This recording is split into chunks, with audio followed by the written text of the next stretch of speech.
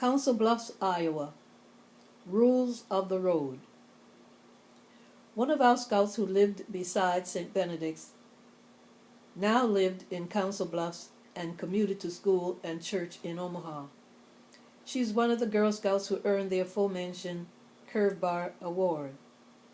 In order to earn this highest award in Girl Scouting, the troops had to find a location, set up a campsite for the weekend. This included digging a latrine and later burying it, putting up pup tents for two, and securing them against in case of rain. It rained, and organizing a cooking area. The success of all these requirements took place at the Patten Farm. This particular activity was the last scouting adventure we had at the Patten Farm.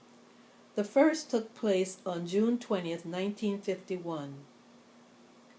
On that Saturday, the troop met at St. Benedict's at 8 o'clock in the morning. Anna Ventry, my co-leader, who had signed as leader of the troop because I was underage, prepared the scouts for a hike to the Patten Farm. When I arrived to meet the troop, Anne said she could not accompany us because she had to go to work. Turning to the troop, I asked for parent permission slips. The girls had no slips. When I asked about lunches for the hike, they looked at each other and shook their heads. No lunches. I could see they had no rain gear. I decided to cancel the hike. All the girls began to moan and groan in a chorus of disappointment. They begged and pleaded for nearly an hour. Finally, I said, "All right, go home and get everything and be back in an hour or the hike is canceled." They hurried off in different directions and returned before the allotted time with lunch, rain gear, and permission slips from parents. I especially asked Gloria Parks if her mother knew the particulars of the hike. She gave me her permission slip and assured me Mrs. Parks knew about the hike. Later I learned Mrs. Parks thought we were going in cars. I had utter concern for Gloria because she had polio and recently had had surgery on her spine. She was in a cast from her neck to her waist, but was determined to go on the hike.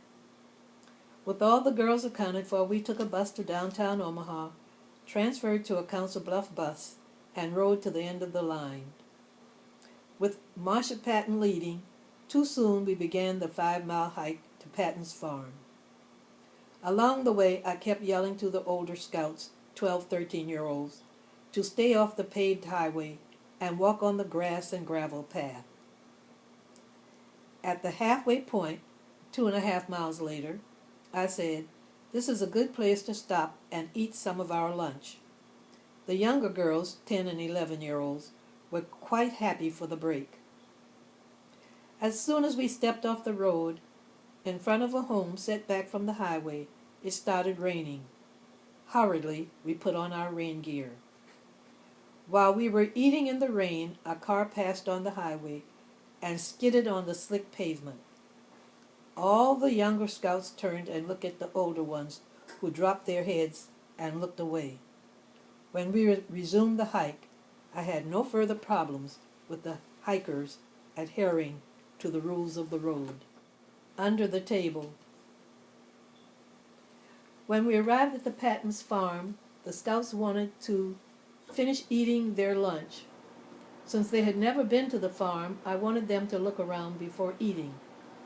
They were so insistent that I finally gave in. The scouts became quiet, then excited. I could not imagine why, because no one was eating lunch. I was about to question them when Mrs. Patten came out on the screened porch carrying the largest cake I ever saw. The scouts all started singing, "Happy Birthday to You." It was my 19th birthday. With Ann Ventry's help, the scouts took the ingredients to Scout Pat Harrison's house. Her mother, with 12 children plus grandchildren, baked the cake in a large dish pan she used to bake for her family. Also, the girls chipped in and bought me a beautiful white batiste nightgown with red satin ribbon threaded through frilly insertion lace around the neck and around the short puffed sleeves. After yelling and scolding and threatening to cancel the hike, I was so embarrassed I crawled under the table where the cake with burning candles sat. It was only with Mrs. Patten's gentle coaxing I was able to crawl out from under the table. She became my dearest friend and my other mother.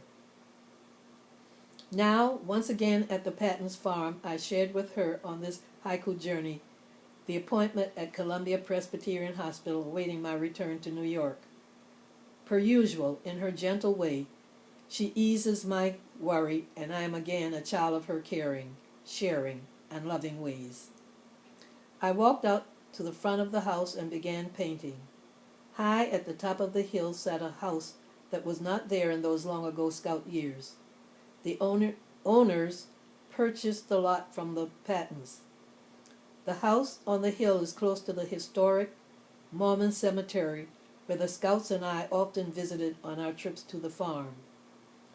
Looking at the Pattens' barn, no longer in use, it brings back such wonderful memories. I painted. Haiku poems overlapped in my head, so I recorded. At the Pattens' farm, love and good things growing there, late, late summer morn. Have you seen the farm? Love and good things grow there, summer, winter, too.